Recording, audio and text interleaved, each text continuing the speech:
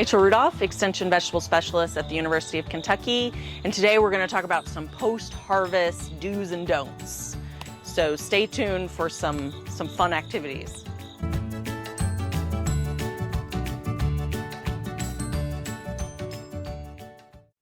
In order to have successful post-harvest conditions, you need to properly prepare for harvest. This includes cleaning and sanitizing harvest bins before harvest, washing your hands, and perhaps wearing gloves. Bins may need to be scrubbed thoroughly depending on what was previously stored in them. To help keep bins clean and the tomatoes inside those bins clean, avoid putting the bins directly on the ground or on the soil. Bins can be on a tailgate or stacked on another bin. Other aspects to consider with harvest bins is what kind of harvest container you're going to use. Many growers may use a 5-gallon bucket, which are tall and narrow. If the bucket is full of tomatoes, the tomatoes at the bottom of the bucket can easily get smushed, softened, or bruised. This can lead to decreased shelf life, rot, and decay in storage. Tomatoes can easily be damaged even if they are only in the bucket for a short period of time. For example, growers may use a bucket for harvest and then another kind of container for storage. Consider a wider, more shallow container that still allows for a lot of tomatoes in that container, but fewer layers of those tomatoes stacked on top of each other. This will help prevent bruising.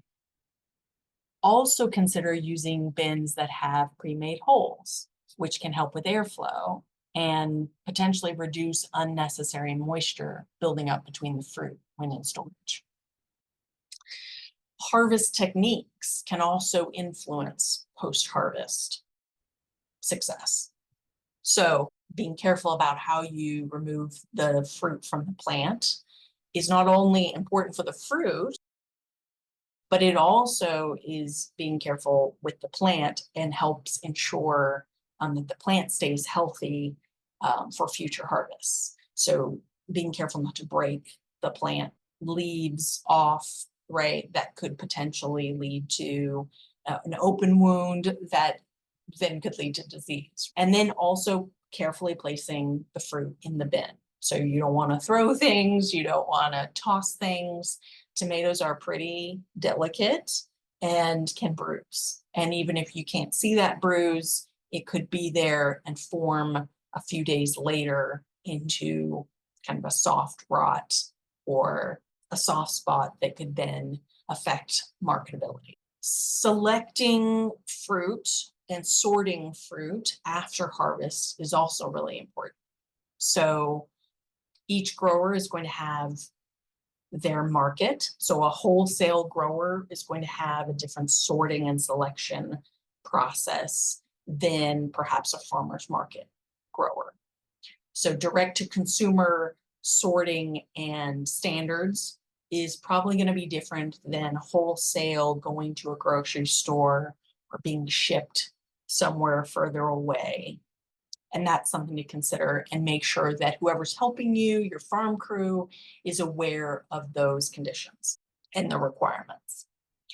Again, that sanitation needs to be maintained even in the sorting process. So whether you're using a counter or a conveyor belt, hands need to be cleaned, surfaces need to stay clean.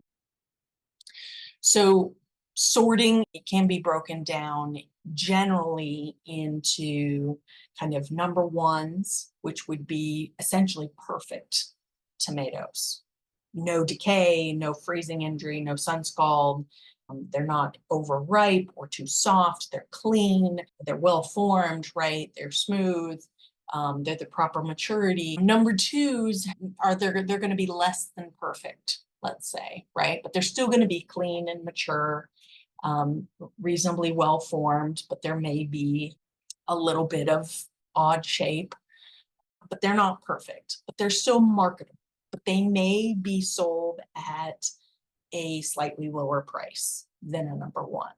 And then there are tomatoes called canners, which are definitely less than perfect, but still edible and marketable for processing, right? And so those may have cracks, those may be misshapen, right? But they don't have things like blossom end rot or sun scald or any kind of decay or insect damage. They're still edible, they're not perfect. And so someone could use those for canning, making salsa, making sauces, spaghetti sauce, for example, right? So knowing your market and knowing your consumers and sorting appropriately will also help in the post-harvest phase in storage, right?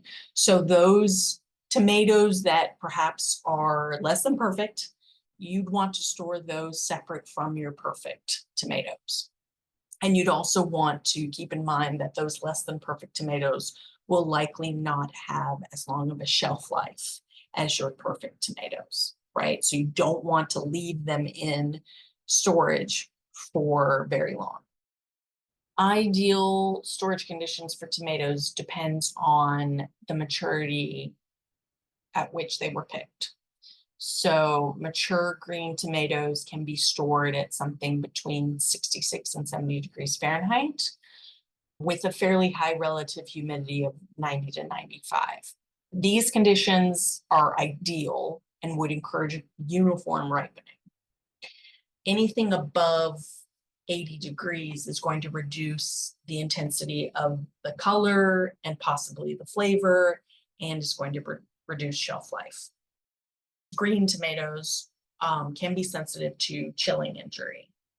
So you wouldn't want to store them below 55 degrees Fahrenheit. Red tomatoes can be stored closer to 50 degrees Fahrenheit, but the flavor and aroma may be affected. And so it's probably best to store them closer to 55 degrees Fahrenheit.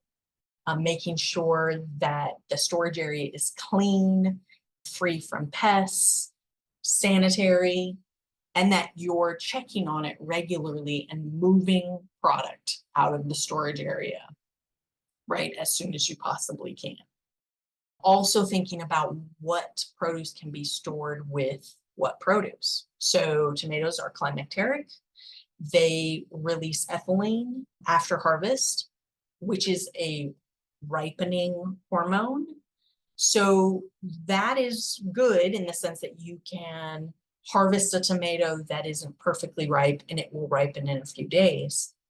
But that also needs to be taken into consideration when you're storing tomatoes with other produce. So for example, you wouldn't want to store tomatoes with lettuce, near lettuce, as that will cause the lettuce to decay and go bad more quickly. You wouldn't want to store tomatoes with fresh cut flowers that you plan on selling. Again, it will cause them to decay and not be marketable anymore. So knowing those kind of things are really important to have a successful harvest to post-harvest period and be able to move your product and sell it at the price that you intended to sell it at. So keeping things in mind, sanitation, very important, cleaning your hands, cleaning your bins, cleaning surfaces, making sure those things stay clean, treating the produce as gently as possible, sorting based off your market and keeping things in mind as far as what's number one, what's number twos, what is completely unmarketable, and keeping your storage area clean at the proper temperature and sanitary, and that things are stored under the right conditions. All right, so thanks for tuning in. I hope you can use these key points on your farm.